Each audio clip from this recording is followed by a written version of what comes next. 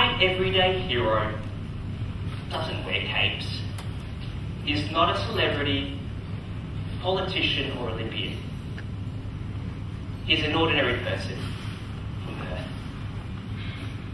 Introducing Peter Lyndon James. Now, if you've never heard of the name, or you've never met Peter before, let me give you a visual picture. He looks like Tony Gelati from Spice Shed, but without the bushy hair, the eyebrows and the moustache. He's an old, middle-aged man who likes to wear singlets, and he lives somewhere in the Swan Valley. Peter runs arguably one of Australia's strictest rehabilitation centres, known as Shalom House. It's known for rebuilding men's lives stuck in drug addiction, rebuilding them from the ground up so they can be successful men, husbands and fathers for their families. Today, Shalom House has expanded nationally, and what started as a small house to help men out in Perth, in the Swan Valley, has gone over east and is now including women. You see, everyone sees Peter as a hero, but his life actually started at a zero. His approach at Shalom House, tough love. What that means is, we're going to support you all the way, but you have to follow us. Choose to follow us, or choose to leave. You see, Peter's tough love actually started from a tough place. At the age of 7, Peter grew up in a dysfunctional and broken household. His mum had given up on him. His dad walked out of the house. Feeling insecure, broken, and in and out of trouble, by the age of 9, he had been found sleeping in a clothes bin at Midland Gate Shopping Centre. The police asked him at that point in time, you have a choice. Would you like to return to your dad, who walked out on you 2 years ago? Or would you like to move to a children's home? Peter chose the latter. And even though Parkerville Children's Home was his home for a little while,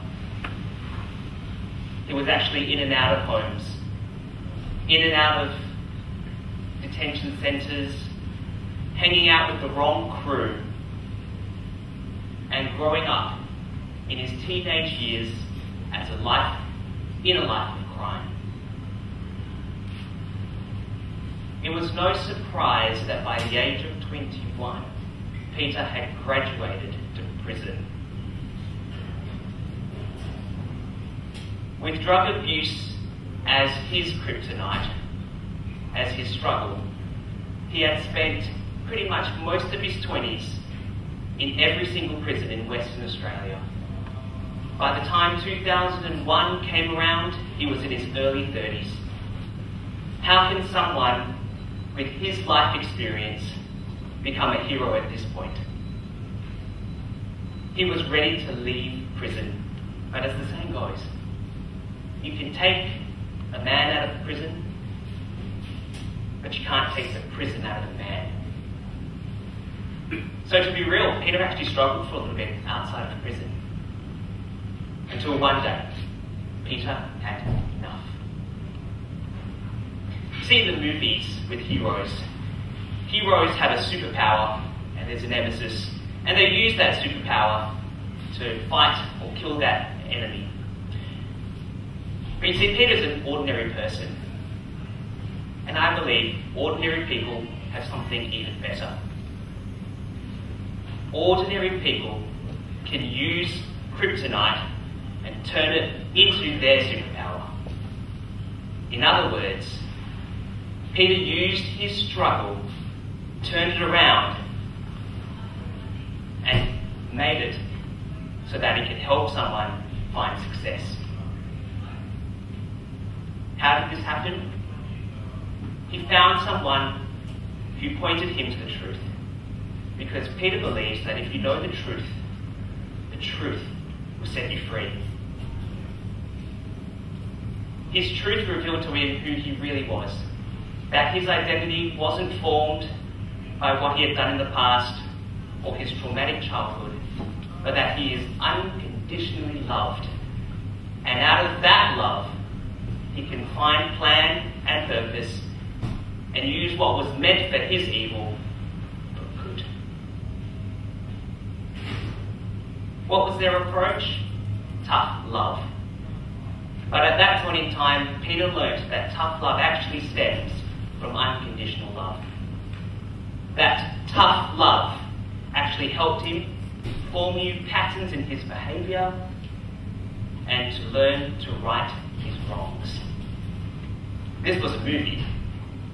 This is the point where Peter turns from a bad guy into a good guy. So you might be thinking, how is he my everyday hero?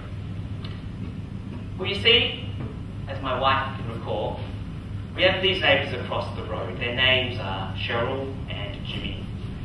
A few years ago, they used to fight, argue in the kitchen every single day. You could hear it from our house. They used to have a little daughter called Rebecca. She's beautiful. And I remember just one night, they were arguing and fighting on the front lawn. He was screaming at the top of his lungs. His cheekbones were skinned right up into his face. You see, at that point in time, Perth was going through a massive meth crisis. And meth was ravaging our country towns in the state, as well as our suburbs. I could see Cheryl had been punched in the face. And I saw young Rebecca. I could just picture it, she's in the doorway. And she's crying, she's petrified. I've never seen a young girl so scared of her own father. At that point I learned meth was not only destroying Jimmy's life, it was ripping his family apart, and it was actually making our neighbourhood unsafe. The police pulled him into the cab, and as I saw the car pull away, I could see young Rebecca thinking, wow, what's her adulthood, what's her youth going to be like? But you see, there's always a redemptive side. 1 year later, I hadn't seen Jimmy, but I saw him appear, and he actually looked like he put on some weight in a good way. And I asked him, Jimmy, where have you been? And at that point, he actually told me what Shalom House was. He had been there. You see, what I had learned was that Peter's legacy lives on through Shalom House, and my neighbour, Jimmy and Cheryl, carry on that legacy in their household. One man's redemption has become Jimmy's redemption, which means his family and our neighbourhood is safe and in a much better place. And young Rebecca has her real dad back. So what can we learn from Peter's life? You see, every hero needs a sidekick. Just like Batman has Robin, Peter had his own sidekicks, who wasn't afraid to give him that tough love. So I'm asking you tonight, is there anyone in your life you know who is struggling? They may not be struggling with drugs, but it might be something else. It could be an addiction, perhaps something as innocent as video games, shopping, or maybe something more sinister like pornography. If you can think of someone, perhaps think about who can be their sidekick, because every zero is actually a potential hero. Could you be their sidekick? Would you find the courage to love them tough?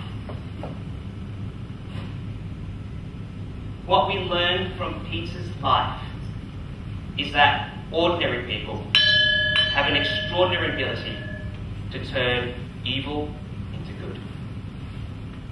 My everyday hero doesn't wear capes.